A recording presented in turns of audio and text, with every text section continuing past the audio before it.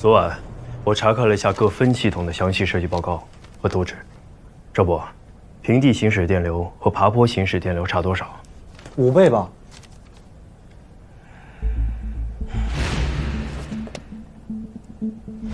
问题应该是在这儿，所以现在最怀疑的是电磁干扰的问题。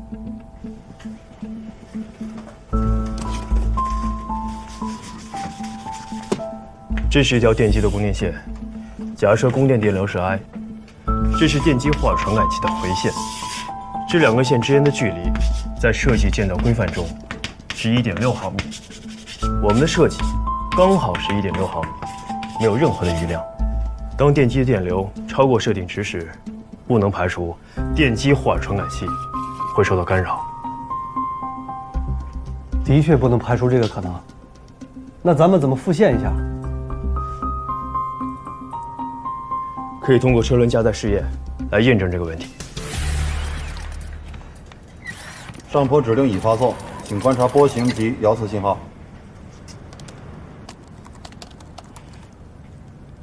车轮行进速度不稳定，同时电机霍尔传感器出现异常毛刺。现在电机是 PWM 控制状态，展波频率90几十 K。刚才看了一下，挂砝码时电流能达到1安多。电机霍尔传感器和电机的3象限的确离得太近了，所以会把电机霍尔传感器干扰出这么多毛刺。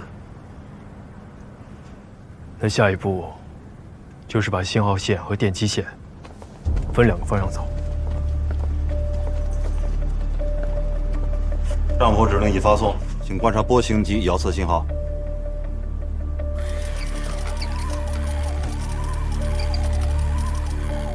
车轮正常，电机霍尔传感器波形正常。就是它了，准备上坡测试。上坡指令已发送，请观察遥测信号。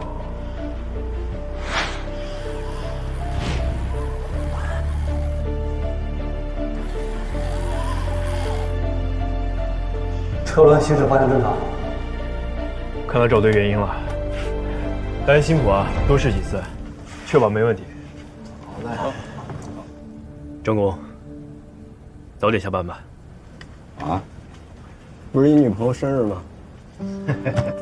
行，大家辛苦啊，我明天多加会儿啊。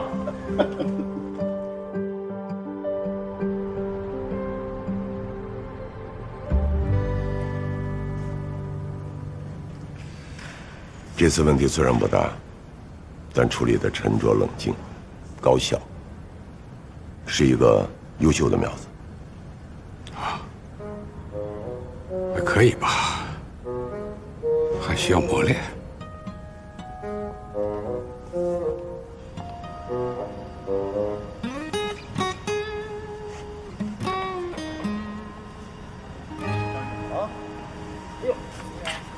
赶紧快！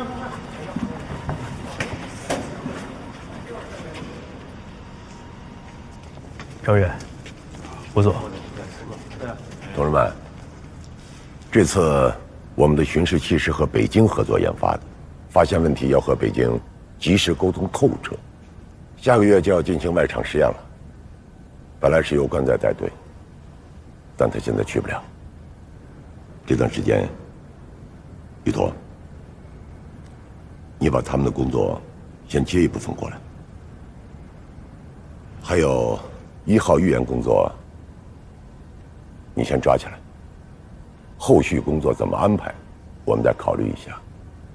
明白。于陀，你过来。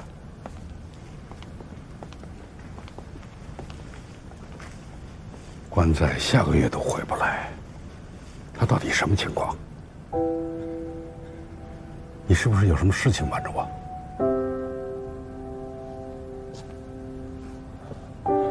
主要是关在不希望大家为他担心，但这事儿早晚得说。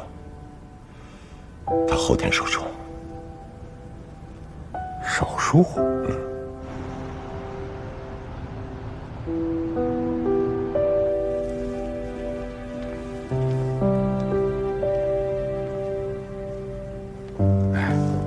小沈，张远，坐。不行啊。哎，坐吧。来，坐。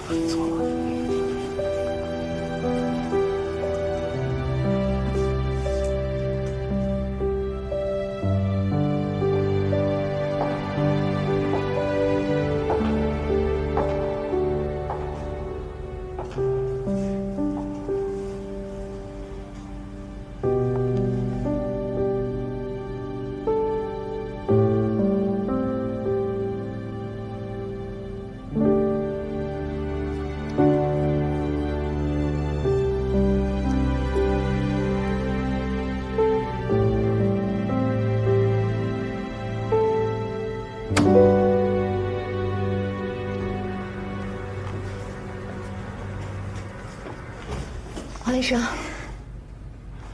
放心吧，手术很成功。谢谢，谢谢。不用谢，这个是我们的工作。那他什么时候能出来？要等麻醉效力过了以后，等病人苏醒了就可以出来了。病人家属啊，最好2天以后再来看，让病人得到充分的休息，好不好？好的，好的，我们等见到人就回去了。好，那我先走了。好，谢谢。谢谢大夫。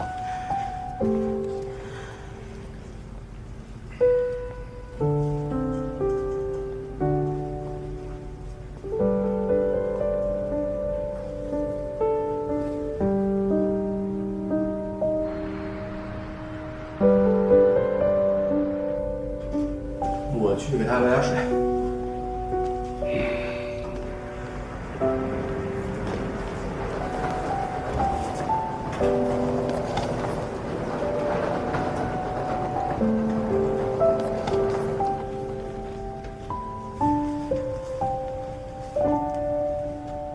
关仔，哥，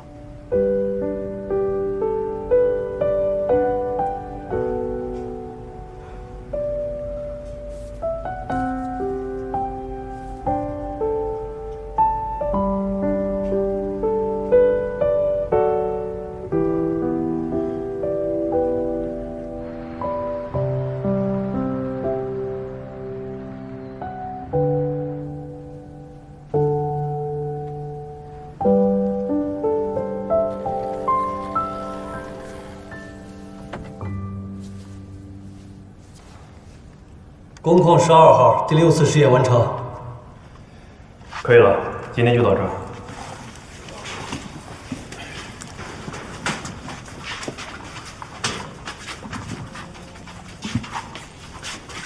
今天怎么都没说几句话？心情不好。因为老关。我们先把自己手头的事情做好，别让他生着病还挂着心。你说老关这一病，这1号预言技术的负责人会不会换人啊？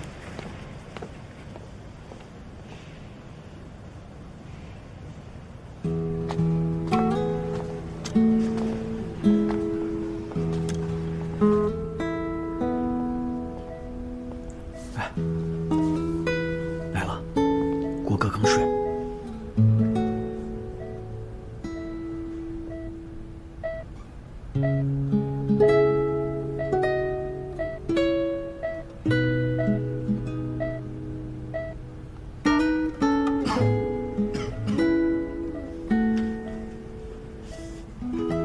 行啊。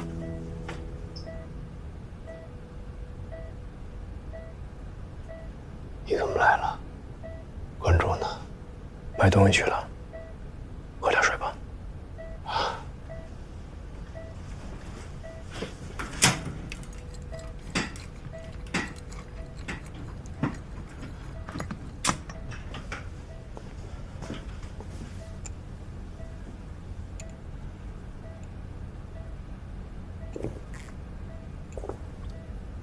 一口就够了。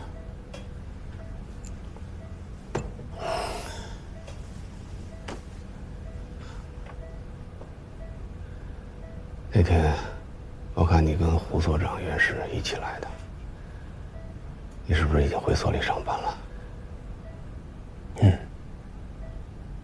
不离职了？不了。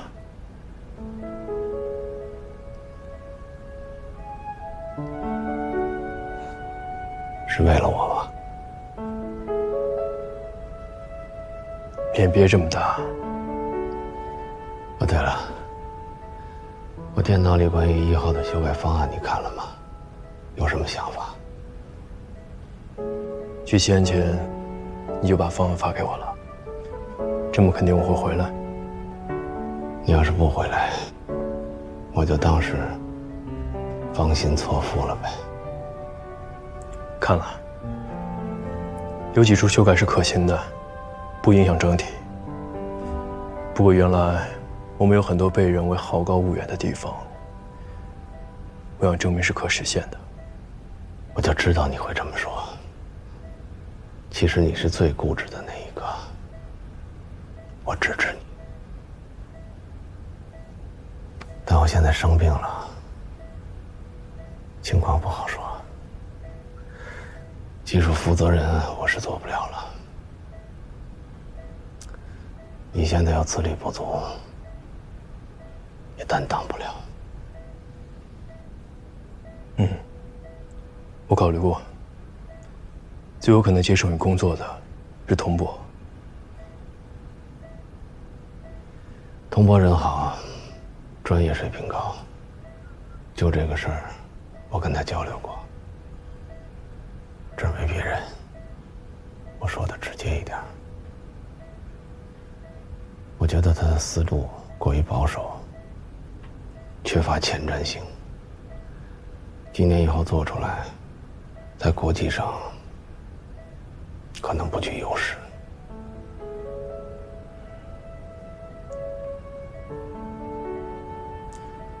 我和大梦还有小胡都讨论过，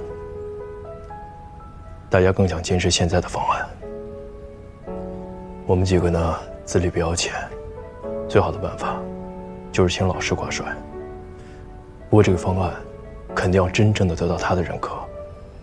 童博这边呢，型号发射还有1个多月，等把卫星移交给西安测控，还有2个多月的时间。我们在这段时间里会再次迭代，争取说服老师。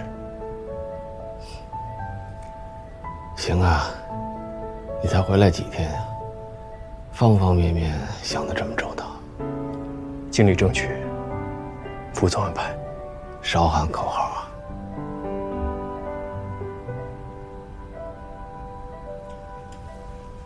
给1号取个名字吧。取名？没必要吧？别老1号1号了，你取一个。我取。你取。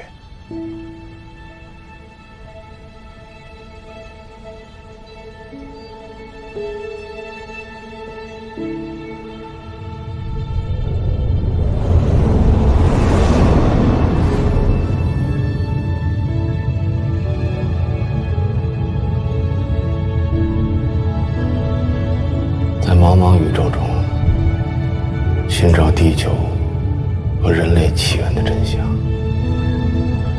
在无穷无尽中，寻找另一神迹存在的可能性。证明人类不孤单，是他的使命。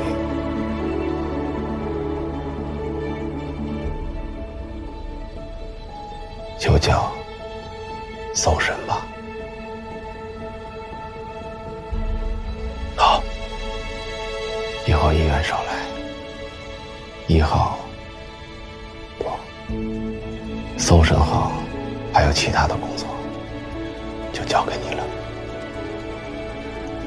放心吧。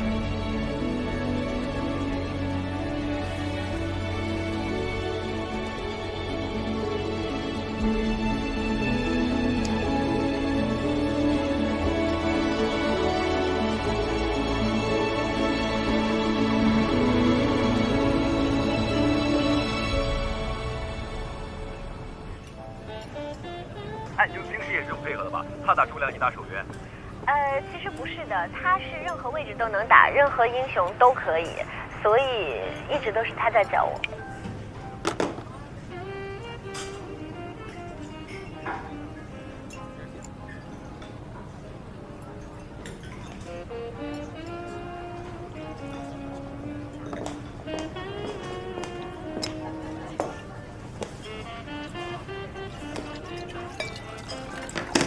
这大晚上的把我约出来，又是为了于途啊？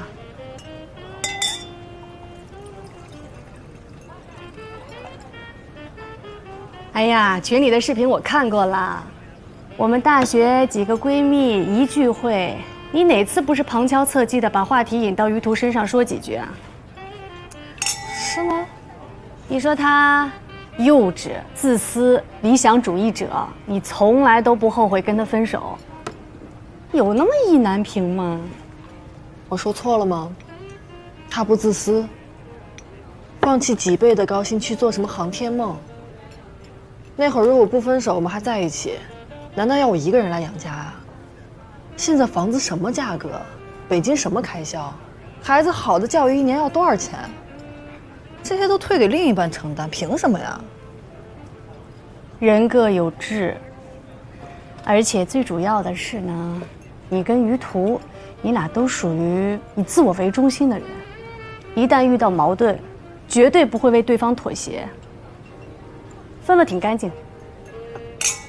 哎，你俩都分了这么多年了，你又不是没谈过恋爱，心心念念的还去管别人的新恋情，人家跟你分手了，还得给你守身如玉啊。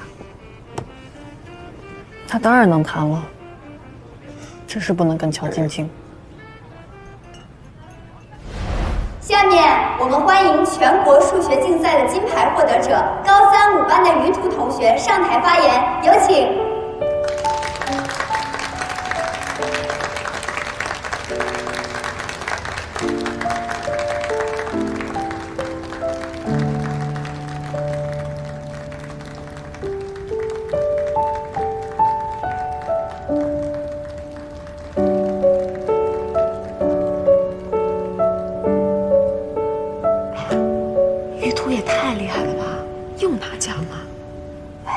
我可听说，乔晶晶很喜欢他。你说好像什么大新闻似的，喜欢于途的女生不都去了？你说于途会不会喜欢乔晶晶啊？她长得那么漂亮。我觉得应该会吧。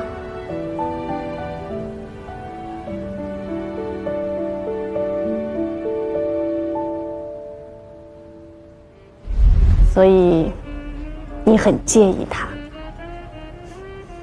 大可不必。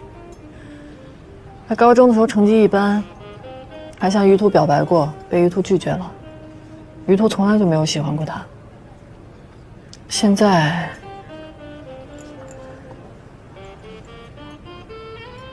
我只能说名利是个好东西。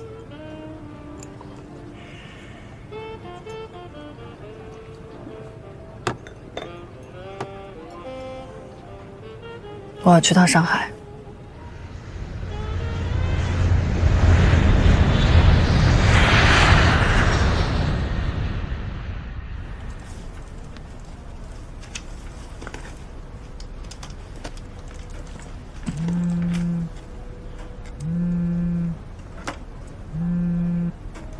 喂，于途，夏晴来上海了，说要补上次那顿，请大家吃饭，让我喊你，今晚或者明晚都行。我没时间，帮我推了吧。那行，我就问问你，你不去也好，免得取名那个贱人又犯贱。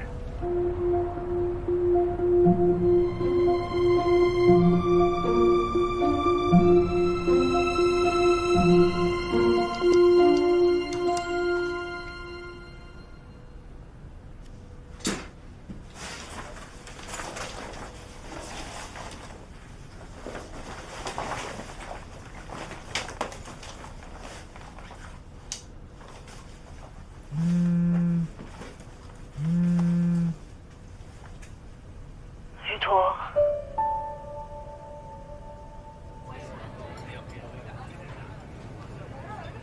乔小姐是谁呀？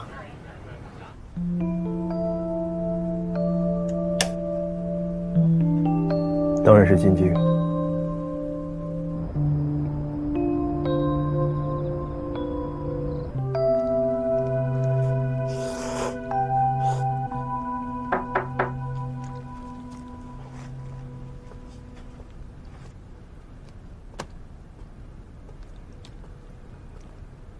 自从你上班之后啊，早出晚归的，见你一面，比10连胜还难。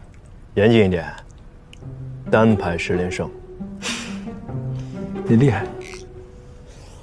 哎呀，你也不带我玩了，游戏也不上了。夏晴来上海约我喝酒，什么意思？你明白吧？心里有点数吧？明天周末了，你要是有空啊，没时间，也没必要。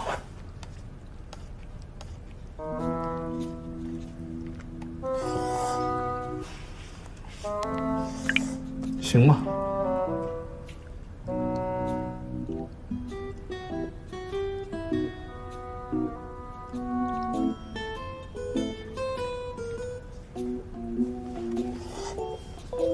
少吃点啊。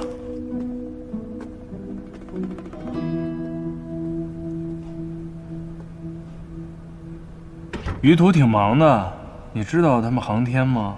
加班是家常便饭，真没时间去市区。他这荒郊野外的，来回得3小时。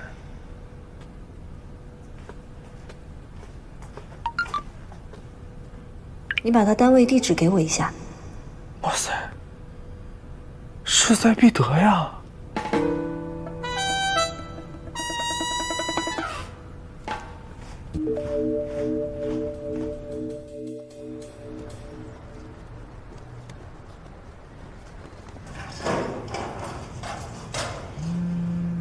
翟亮说你在加班，有空喝杯茶吗？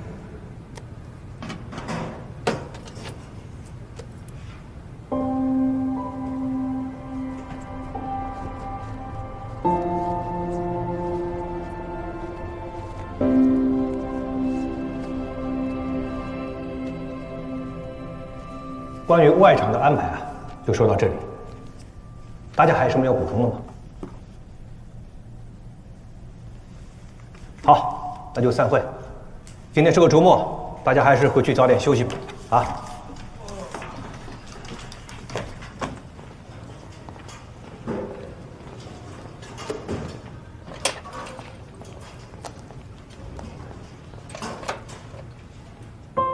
我在你单位旁边的咖啡馆等你。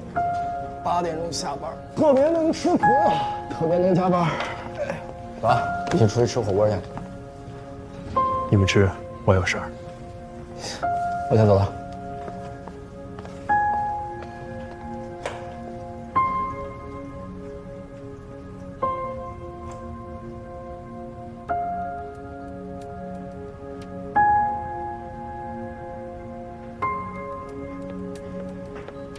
小姐，需要给你加点水吗？不用了。好。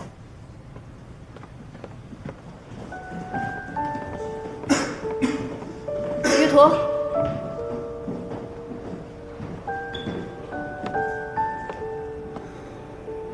我上次说的你都想清楚了吗？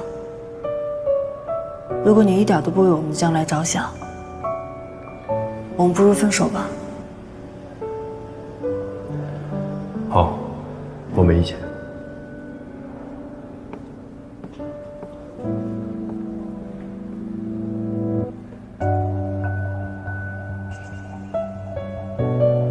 我能赢1次，我就能赢第2次。一起打个游戏而已，算什么？有必要吗？这么多人追你，你要吃回头草啊？而且于途现在还是在那个研究所，还是赚这点钱，你现在就不介意啦？我现在也不在乎他赚多少钱。博士学历，研究所的工作，起码社会地位不错。还有，意难平，我就是意难平。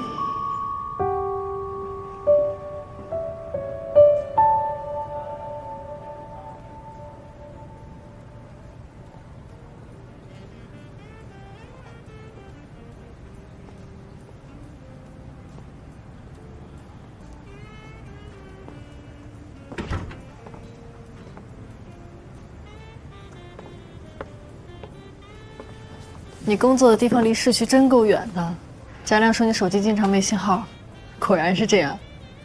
你们这是保密措施啊，手机不能带进实验室吗？你找我什么事？我等了你2个小时，难道几句话把话说完就走啊？你吃晚饭了吗？要不给你点点东西？吃过了。先生，您看一下需要点什么？不用了，谢谢。好。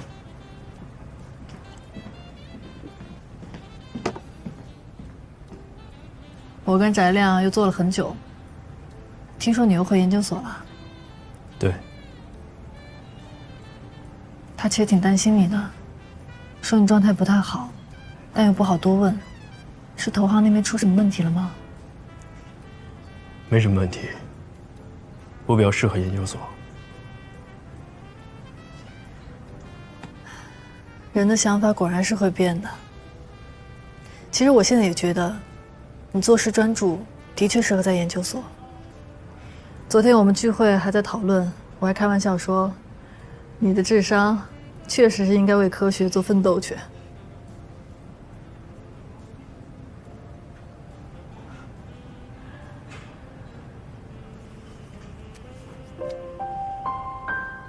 以前因为这个还跟你争论，真是太年轻了，总觉得自己才是对的。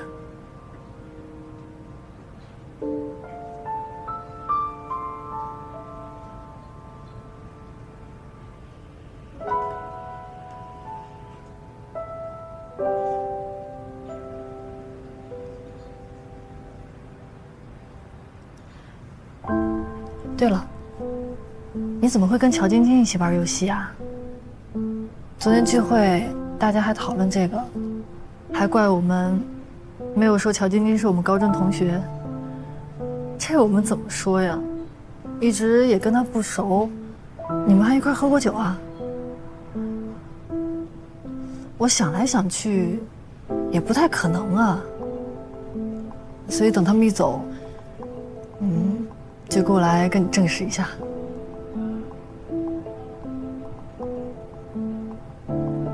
没想到果然是他。我和他是高中同学，有联系不奇怪。也是。不过他从来没有在班级群里，我还以为他并不喜欢跟以前同学玩呢。说起来，我们班级最成功的应该就是他了吧？反倒我们没什么大出息，出了社会，成绩再好有什么用啊？还是要靠情商的。他是重点大学毕业的。是吗？念书的时候没怎么关注过，不过我确实挺佩服他的。娱乐圈这么复杂的地方，龙蛇混杂，他能混得这么好，这么红，肯定付出了很多吧？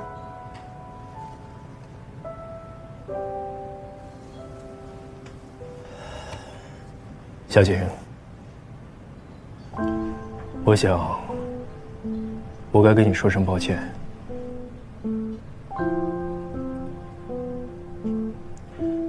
当年我答应的太轻率，只考虑到你足够独立，却没有想过自己要付出什么。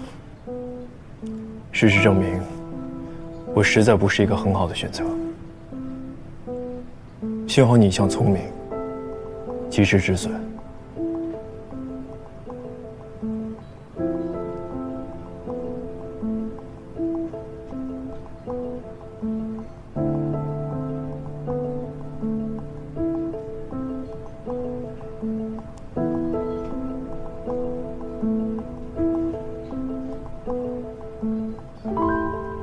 这就是你的风度啊！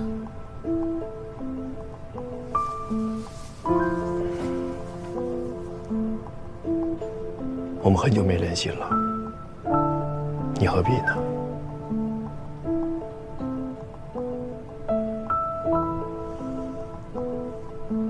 怪不得你要回研究所，毕竟不用再为身外之物担心了。祝你牢牢把握住。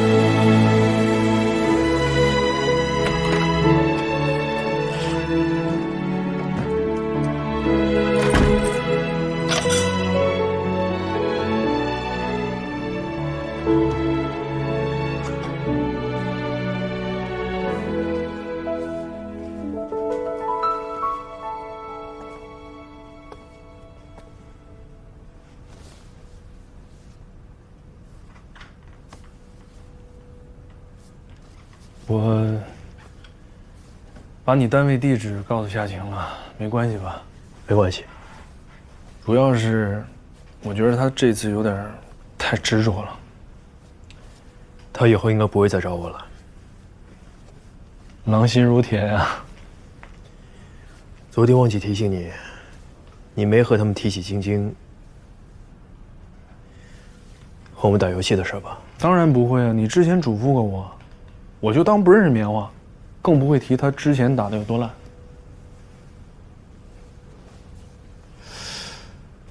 我说，你心里还是……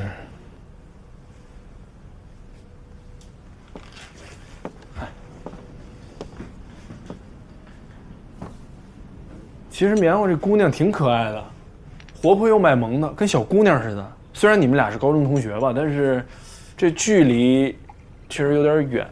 哎，我不是那个说高攀不起那意思啊，我就是觉得咱们俩陪他快打了2个月的游戏，他连招呼都不打，人就不见了。嗨，大明星不好接近呗。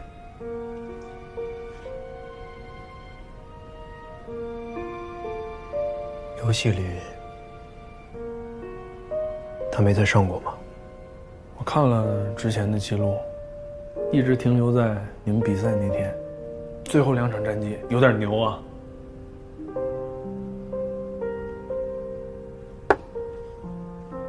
他给了我2张门票，让我和你一起去。我没喊你。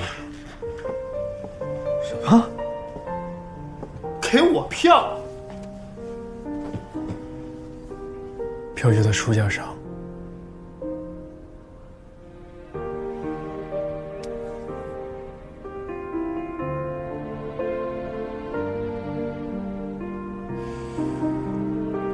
翟亮，是我惹他生气了，他才不出现。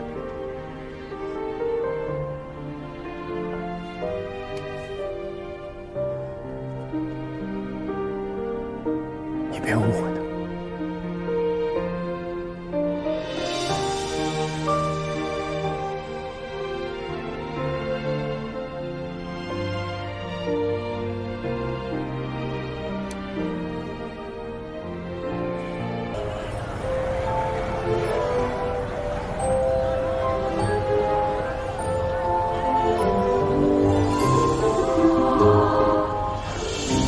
西安的新年好有气氛，你看多漂亮。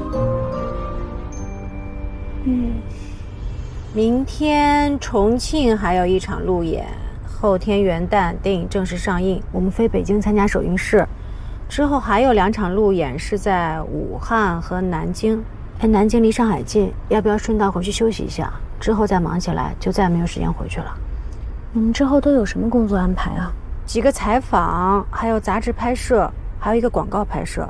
春节前平台还有几个颁奖典礼都要去一下，但是都在北京。那就不回上海了，直接飞北京吧。行。大年初1的春节晚会，时间可以，那我们去一下吧。哎，离岛的电影进组时间定了吗？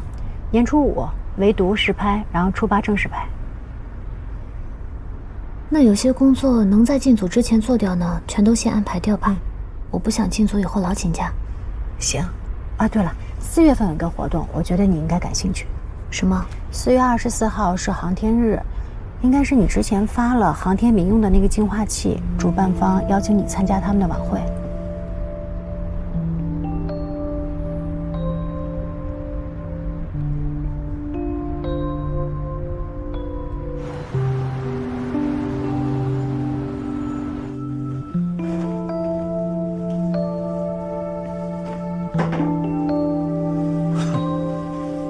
走之后啊，你再回来，就没有热情如火的我迎接你了。别想我啊！马上我要出差1个月，没时间想你。能不能给点面子？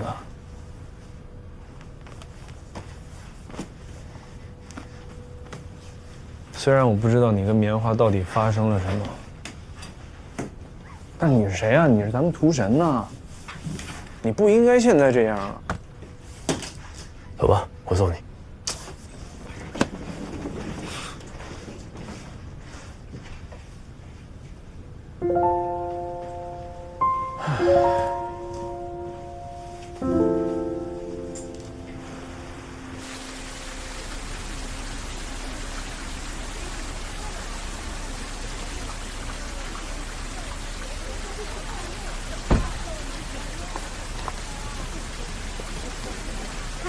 辛苦你们了，谢谢，拜拜。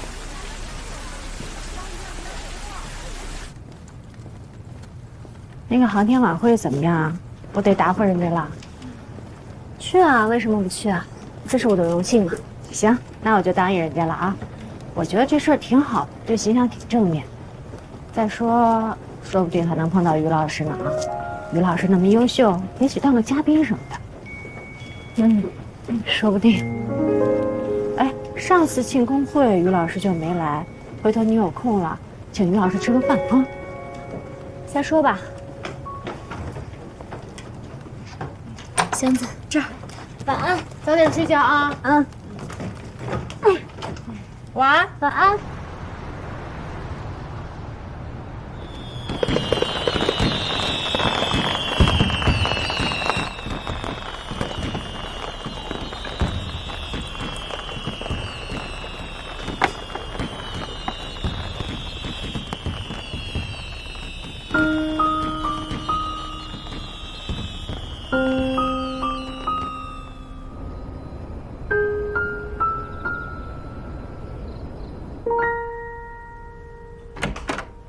时光回眸，又跟往事邂逅，落笔心头，是欠你的问候，试着拼凑我想念的缘由，是某个记忆里你的眼眸，人海路口，你孤单了多久？星空宇宙，我习惯了漂流，两个世界在交汇的入口，我可不可以紧握你的手？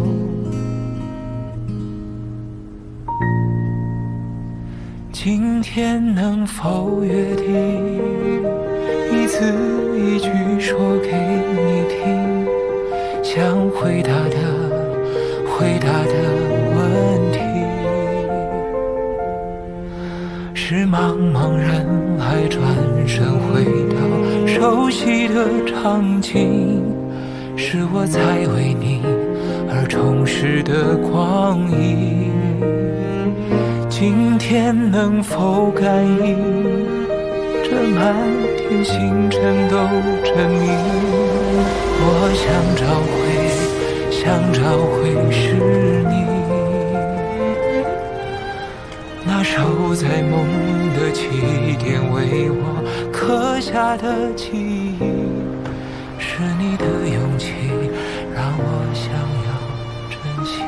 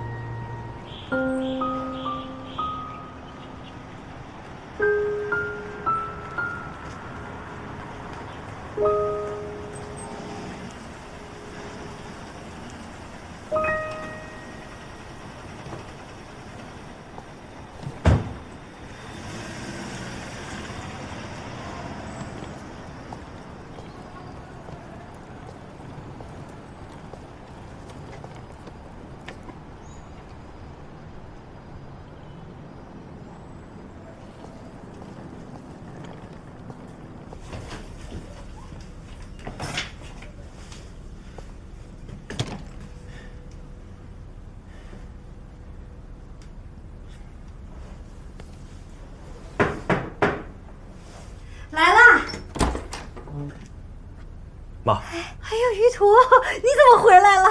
哎呦，老爷，我们快儿子回来了！哎呦，爸，哎，不是10月份刚回来，怎么又回来了？马上出差1个月，不知道那边信号好不好，回家看看。啊，哎呀，那今年过年晚会不会回不来啊？能回来。能回来就好。嘿，那就好，我去买点蔬菜。买什么蔬菜？儿子回来了，要吃新鲜的，捡他爱吃的买。虾呀、鱼呀，哎，还有鸡，都买回来。好了，我知道了。赶紧。哎呀妈，看看，哎，怎么又瘦了？是不是没好吃饭？吃挺好的。这小子。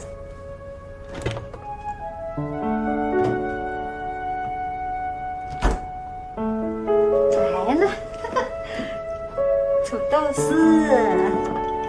哎，喝点酸奶啊！现在年轻人都爱喝这个，帮助消化。来，谢妈。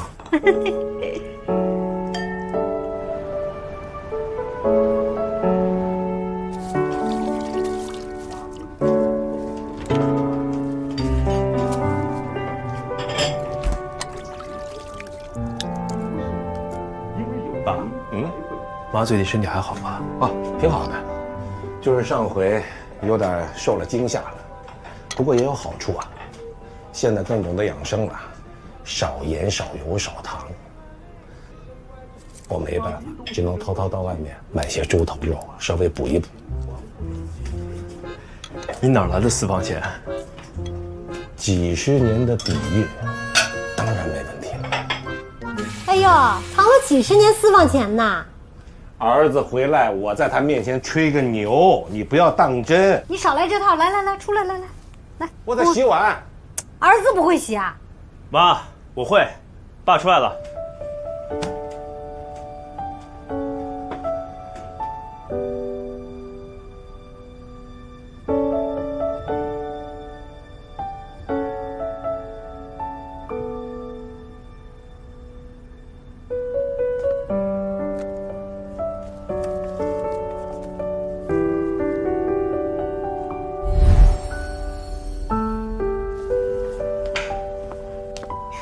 于途，你教我数学吧，我请你吃香酥鸡。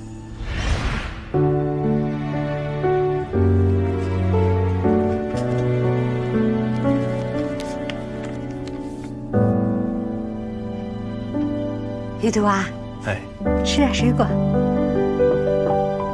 哎，这不是高中的书吗？怎么现在想起来看这个了？没什么。怎么高中的书还在啊？哎呦，那肯定是收拾的时候落下了，这么多呀！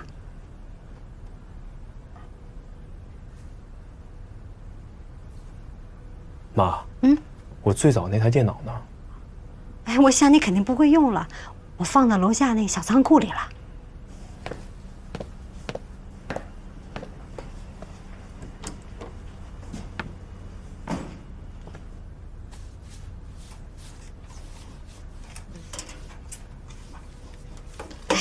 这电脑都这么旧了，怎么今天想起来把它搬出来了？上次啊换电视的时候，我就应该让那些人把它搬走，放着也占地方，不过也卖不了几个钱啊。妈，还是留着吧。行，留着。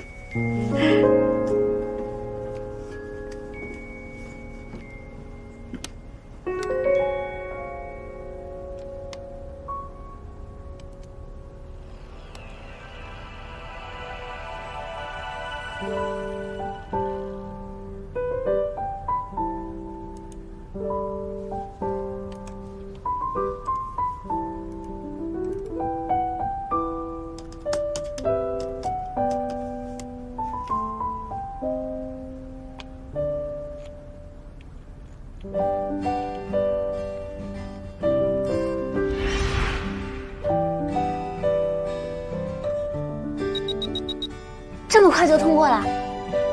我说点什么呀？你好。你好。我在航天论坛的帖子上看见你的 QQ 号，所以加了你。嫦娥1号那个？看见你们讨论太有意思了。你觉得我们真的可以登上月球吗？时间和意愿问题。我以后可不可以请教你一些问题啊？其实我是初学者，只是刚开始有兴趣。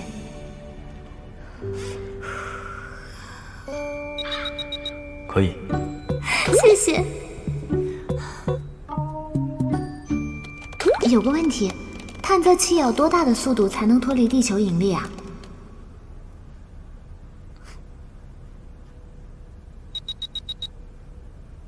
这个问题你可以百度。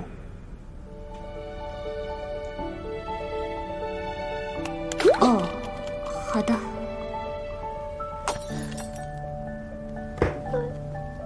完了，他已经知道我什么都不懂了。啊！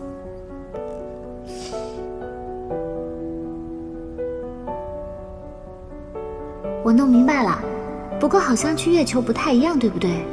因为月球是地球的卫星。Hello， 上次说有问题可以问你还算数吗？我看到你们在论坛上讨论中美航天技术的差距，我们和他们真的距离那么大吗？又不回我。在吗？在吗？难道把我删了吗？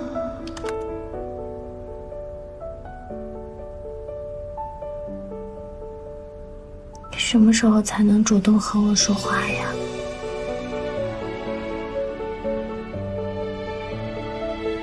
群里讨论的好热闹啊！你觉得人类真的能移民到火星吗？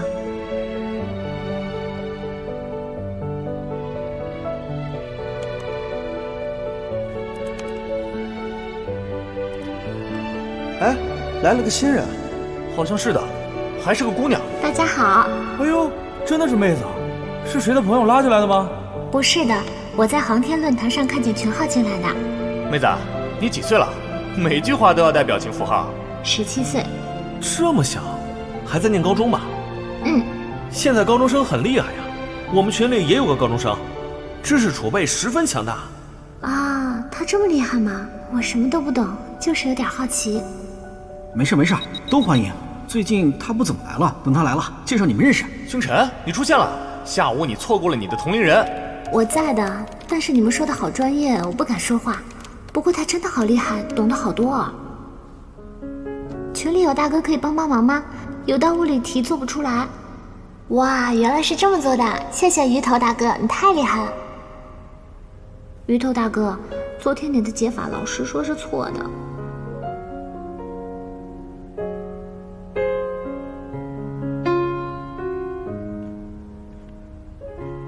以后我不能来玩了。怎么了？父母不让？不是，我要好好念书了，等我考上目标的大学再来找你们玩。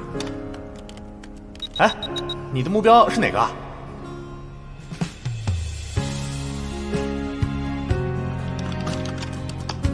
清华。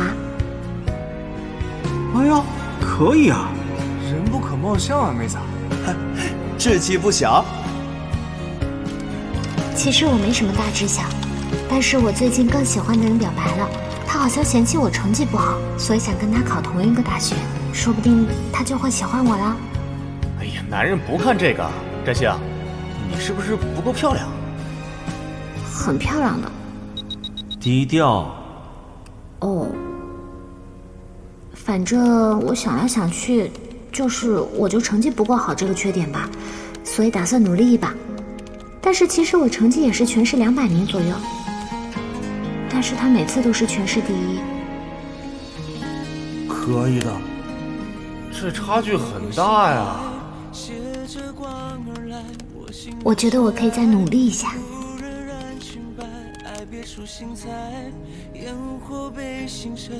如果我也能考上清华，那我就是娱乐圈当中学历最牛的演员之一。你的粉丝如果知道你为了他们想考清华，应该会很开心吧？才不是因为。你高考报金融专业，我还挺奇怪的。我一直记得你的理想是星辰大海。我打算放弃星辰大海了。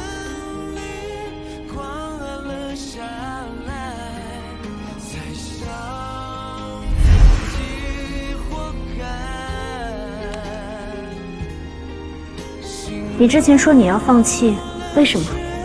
是因为家里人吗？可是我记得你舅舅也是搞航天的，你父母为什么会反对啊？因为你数学物理一直都满分啊。那个时候我就在想，这个同学大概以后会成为一个很厉害的科学家，我会为他感到荣耀的。我只是想帮你说话，我比任何一个人都希望你继续做一个航天设计师。为什么？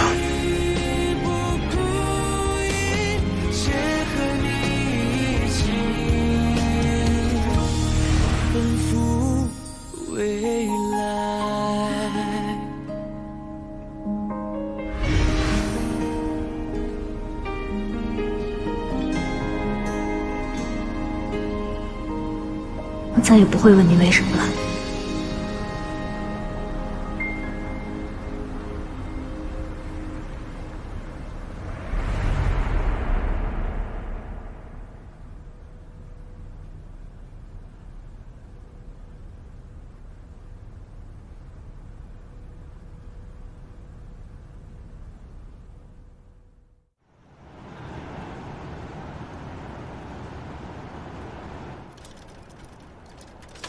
老于，你爸就是爱磨叽。老于，你快一点！哎，出来遛弯，你拿个保温杯干什么？老张刚给我打电话，约我打牌。打牌就知道打牌，儿子都回来了，还有心思打牌？我已经陪了他好几个小时了呀。那行，9点以前必须回来啊！一定，好好照顾你妈。是，就知道打牌。哟，儿子回来啦！是，中午刚到。你们家怡图真是越来越帅了，有女朋友了吗？工作太忙没顾上。再忙嘛，终身大事不能耽误的呀。在外地工作啊，就是这点不好，家长管不到。要是在本地工作嘛，孩子都可以上学了。就是啊，回头我看看有没有上海的，帮你介绍啊。你别忘了啊！哎，再见。快走！哎呀，这个阿姨就爱操心。跟妈说说啊，下午是不是有什么心事啊？上次回家前，我跟单位提了离职，但是现在还是回去了。妈一直觉得你最像你舅舅，你从小就崇拜他，老跟小伙伴们吹牛，说我舅舅啊是发射火箭的。我们兄弟姐妹里呢，你舅舅是最聪明的，但是却也最辛苦，一个人在大西北根本就顾不上家。哎，有一回啊，你外公生病，差点没过去，怎么联系都联系不上他。哎呀，当时啊，通信也不像现在这么发达。后来好不容易把你外公救过来了，联系上你舅舅了，我们想让他回来，他却支支吾吾半天，说了个不行。他说呀，既然外公已经没事了，他现在的任务很重要，得完成任务才能回来。结果呢，1个月以后他才回来了。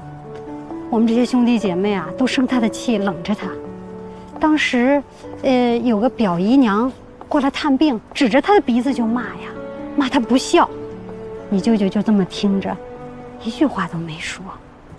那个时候你还小，你突然就说：“姨婆，表舅是不是在美国工作呢？”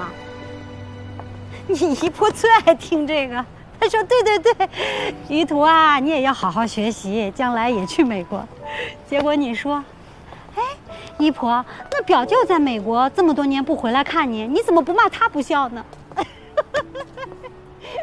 哎呀，当时我就在想啊，你说同样是不能陪在父母身边，这在国外的呢就被人羡慕，在国内大西北默默奉献的就被别人说不值，还说不孝顺，这什么道理？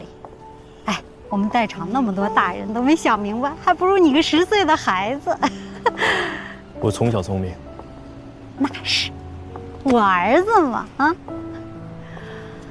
哎呀，儿子啊，这人生的道理啊，都懂，就是到自己身上呢就犯糊涂。哎，其实妈这一辈子最后悔的事儿，就是你高考的那个时候，非得逼着你报金融专业。哎，你说我当时怎么想的呢？我就想着，我儿子分那么高，必须得考一个最热门的专业，不然那么多分就浪费了。后来呀，妈知道你偷偷的学了2个专业，可后悔了。你说因为我白白费了多少努力，都怪我。儿子啊，跟妈说实话，你打算离职，是不是因为上次妈生病了？妈，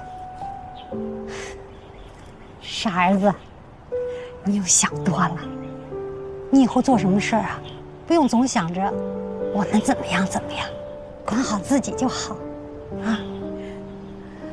儿子，妈真的为你骄傲，你已经做得够棒了。我跟你爸呀，都被别人羡慕死了。答应妈，真的没必要什么事儿都做到最好，啊。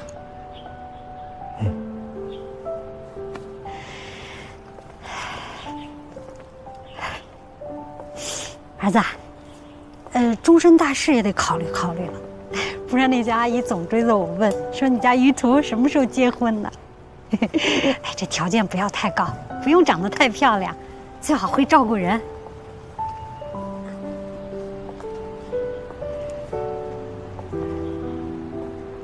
妈，我大概喜欢反过来的。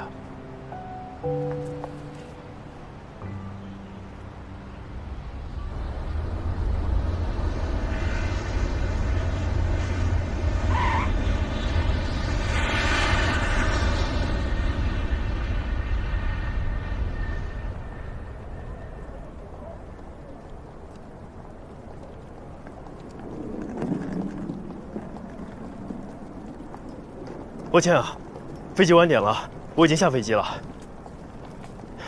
好，我马上到。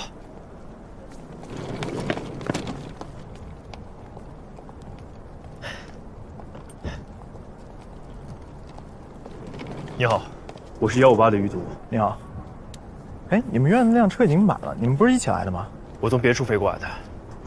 那你坐最后那辆车吧，再等几个中科院同事到了就可以走了。谢谢。不客气。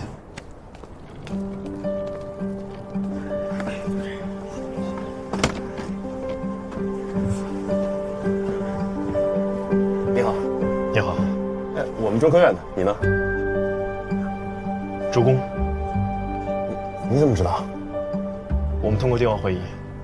我是158于途。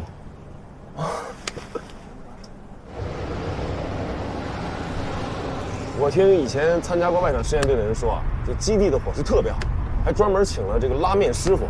我听完之后啊，我就一直期待到现在。你怎么一天到晚净想着吃？北方人嘛，不就爱吃面食这一口吗？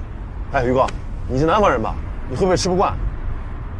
哦，不会，能吃饱就行。于工长得帅，一开口的确就是咱们理工男，还真是。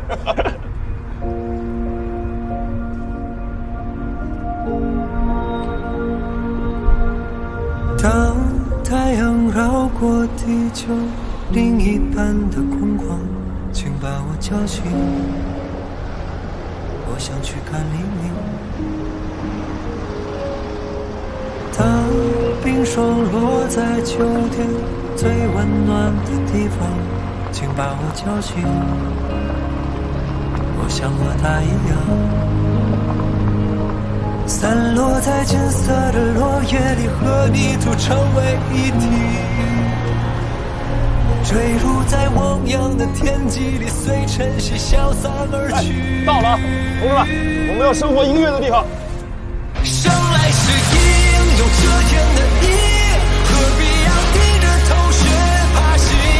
冉冉升起的云想聚集，熊熊烈火燎原在我眼中。